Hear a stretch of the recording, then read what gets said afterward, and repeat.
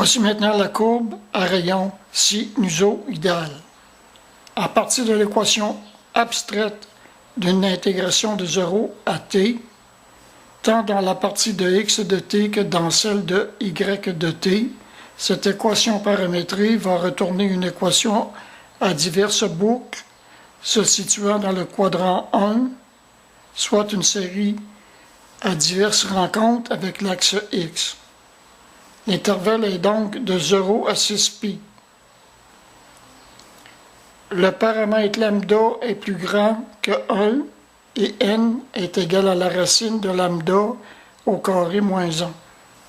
L'auteur a calculé une équation de relation avec l'angle tangentiel et l'abscisse curviligne résultant.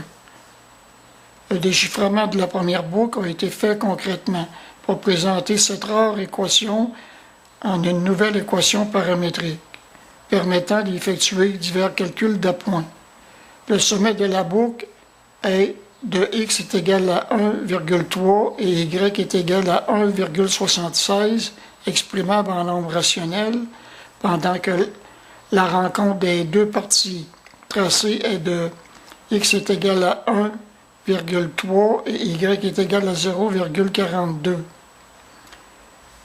La mise en place du point M sur la courbe va permettre de calculer le cercle involutif afin de dégager l'angle tangentiel qui devient égal à θ de l'équation paramétrée, soit 0,85. L'équation P1 trace le mouvement 1 de la boucle par la droite, pendant que la symétrie axiale trace le mouvement 2 de la boucle par la gauche.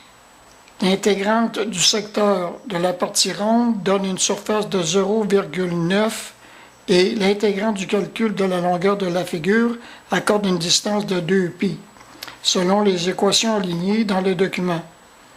La ligne de la symétrie axiale est de x est égal à 1,3, tout comme dans le calcul du sommet de la figure.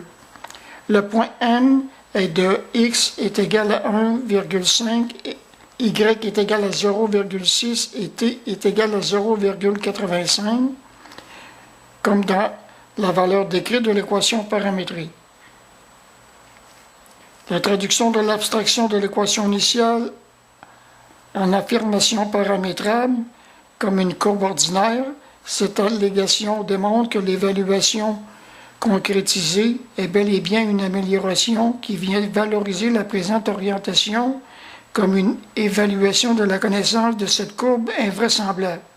En effet, la concrétisation vraisemblable de la courbe devient une nouvelle paramétrisation pour présenter un travail encourageant qui démontre bien que les divers calculs effectués sont évolutifs. L'objectivation apportée démontre ainsi une évolution significative de la mathématique. La construction de la boucle est aussi obtenable par une symétrie axiale avec l'axe Y, et par la suite, le déplacement de celle-ci peut se faire par l'insertion du paramètre C dans l'équation paramétrée afin de repositionner celle-ci vers la progression de la série en boucle telle qu'exposée au début de l'énoncé.